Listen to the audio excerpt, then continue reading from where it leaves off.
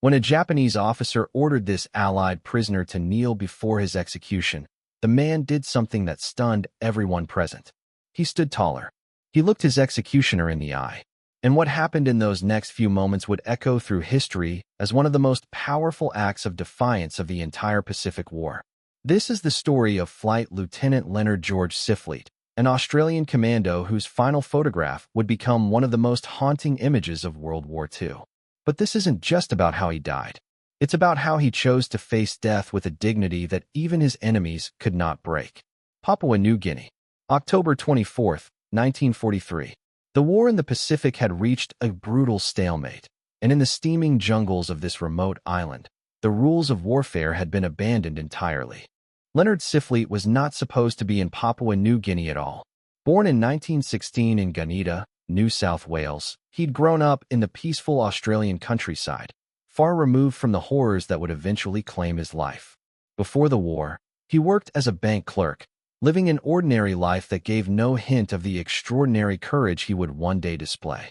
When war broke out, Siffleet enlisted in the Royal Australian Air Force, training as a wireless operator and air gunner.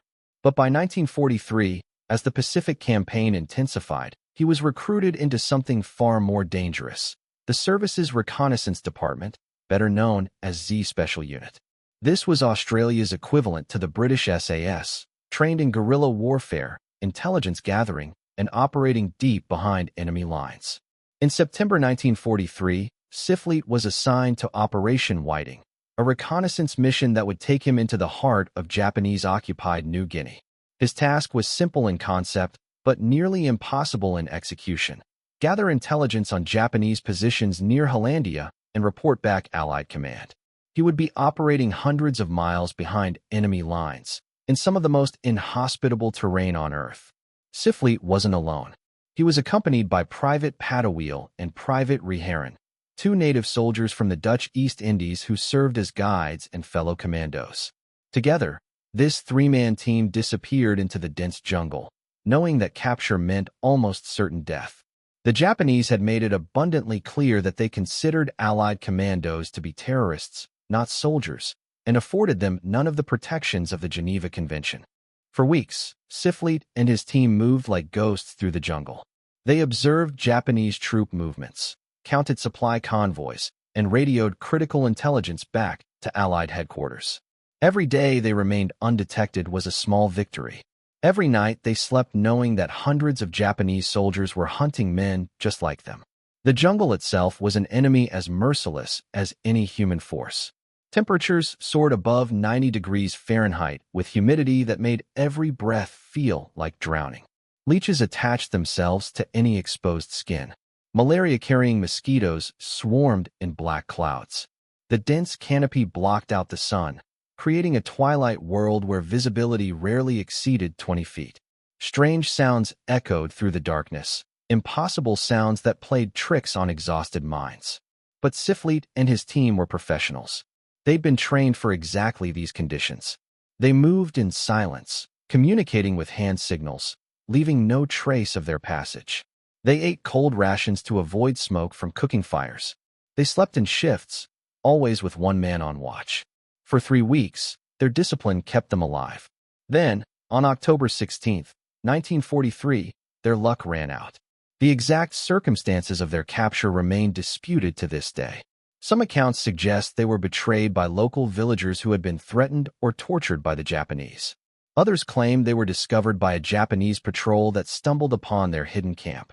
What is certain is that they were surrounded by soldiers from the Imperial Japanese Army's 18th Division, battle-hardened troops who had fought across the Pacific and showed no mercy to those they considered outside the laws of war.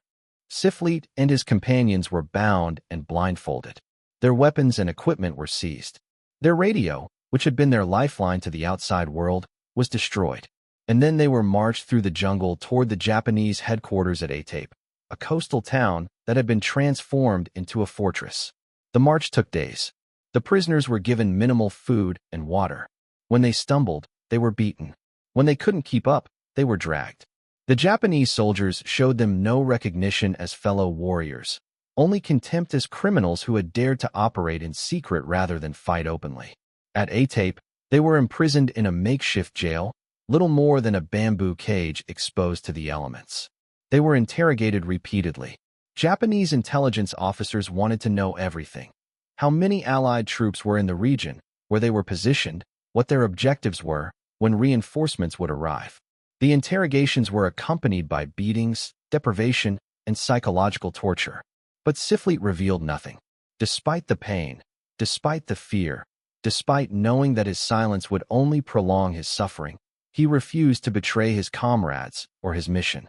His training had prepared him for this. Z Special Unit operatives were taught that if captured, they were to give only name, rank, and serial number. Nothing more. And Siffleet held to that code with iron will. For 8 days, he endured. 8 days of not knowing whether rescue might come, whether his fellow commandos knew where he was, whether anyone would even know what had happened to him. 8 days of watching the sun rise, wondering if it would be his last. On October 24, 1943, the waiting ended. That morning, Siffleet and his 2 companions were pulled from their cell. Their hands were bound behind their backs with rough hemp rope that cut into their wrists. Blindfolds were tied over their eyes, and they were marched to Atape Beach, where the sound of waves crashing against the shore mixed with voices speaking in Japanese. When the blindfolds were removed, Siffleet found himself on a strip of sand with the ocean at his back and a semicircle of Japanese soldiers facing him. Perhaps 40 or 50 men stood watching, their faces impassive. Officers stood with hands resting on their swords. Enlisted men held rifles at the ready. And behind them, bizarrely, a photographer was preparing his camera. The Japanese had decided to make this execution a public spectacle, a demonstration of what happened to those who dared to fight from the shadows. They wanted documentation, proof that the Imperial Japanese Army dealt swiftly and harshly with terrorists and spies. What they didn't anticipate was that this photograph would become evidence of their own war crimes.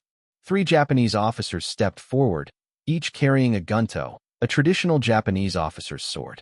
These weren't ceremonial weapons, but battle-ready blades, sharpened to a razor edge, capable of severing a human head with a single stroke.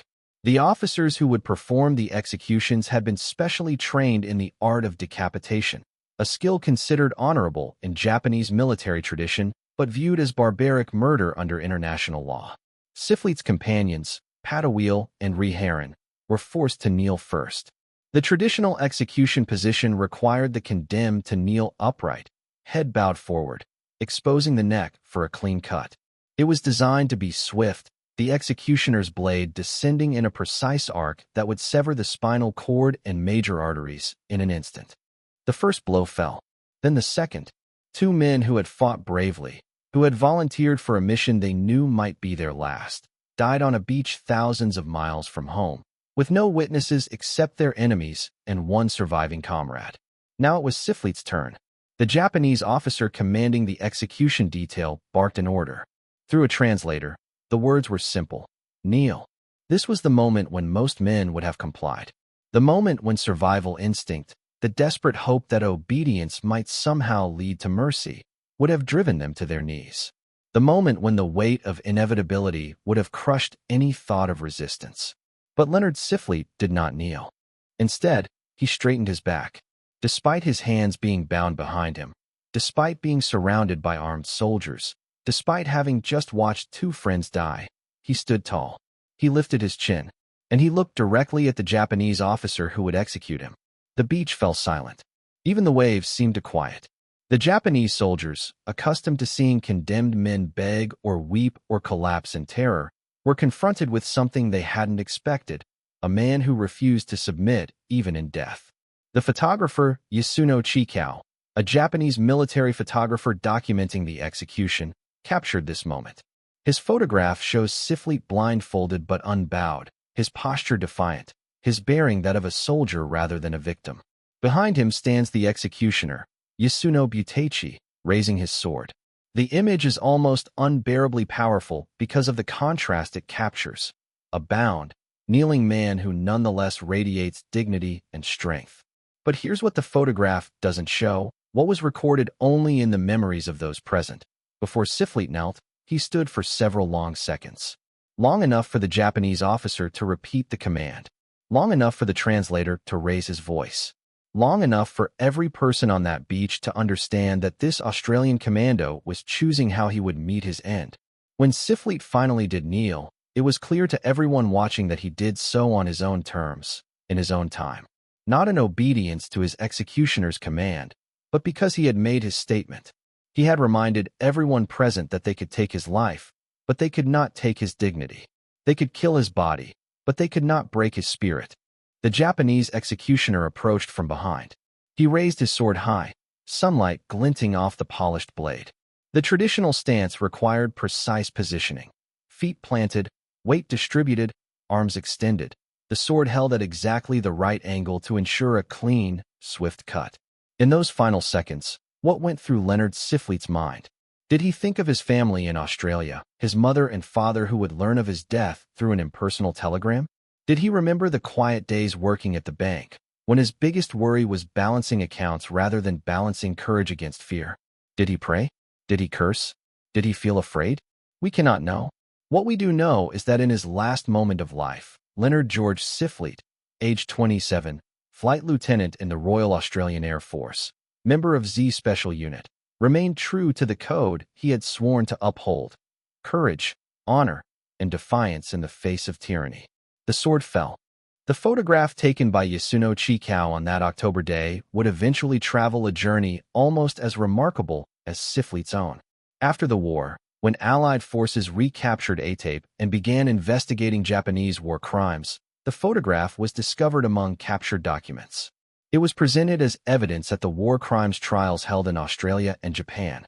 Yasuno Buteichi, the executioner, was tried and convicted for the murder of Leonard Siffleet and other Allied prisoners. He was executed by hanging in 1946. The photograph that was meant to demonstrate Japanese power instead became proof of Japanese atrocity, a violation of every principle of the Geneva Convention and the laws of war. The bodies of Siffleet, Papua, and Reharan were recovered after the war and given proper burial with full military honors. Siffleet was laid to rest at La War Cemetery in Papua New Guinea, where his grave is marked by the insignia of the Royal Australian Air Force and the simple epitaph that captures everything he represented. He gave his life for his country. But Siffleet's legacy extends far beyond his grave. The photograph of his final moments became one of the most reproduced images of the Pacific War, appearing in newspapers, history books, and museums around the world. It's been described as the most powerful anti-war photograph ever taken, not because it shows the violence of combat, but because it captures the essential cruelty and waste of war itself. More importantly, Siffleet's defiant stand became a symbol of resistance for Australian forces and for prisoners of war everywhere. His refusal to be cowed, even in the face of certain death, demonstrated that the human spirit cannot be conquered by force alone. It reminded the world that dignity is not something that can be taken away, only something we can choose to surrender, and that Leonard Siffleet chose never to surrender. In 1945, Z Special Unit was officially disbanded, its operations classified for decades. But the unit's veterans never forgot Siffleet. They spoke of him in reverent tones, calling him one of the bravest men who ever wore the Australian uniform. His name was inscribed on monuments to Special Forces operations. His photograph was displayed in the Australian War Memorial, and his story was told and retold to new generations of soldiers as an example of the finest traditions of service and sacrifice. The families of Papua and Reharan, the two Indonesian soldiers who died alongside Siffleet, also received recognition, though their stories have been less widely told. They too were heroes, volunteers who fought for Allied victory knowing the risks, knowing that capture meant death, choosing to stand with their comrades until the very end. Leonard Siffleet lived 27 years. He spent just 3 weeks behind enemy lines. His final act of defiance lasted only seconds. Yet in those seconds, he demonstrated more courage than most people show in a lifetime. He reminded us that how we face death reveals how we lived, and that true strength isn't measured by the absence of fear, but by the refusal to let fear define us. This was just one of countless untold stories from the Second World War. Subscribe to World War II Records as we continue to bring these forgotten chapters of history back to life.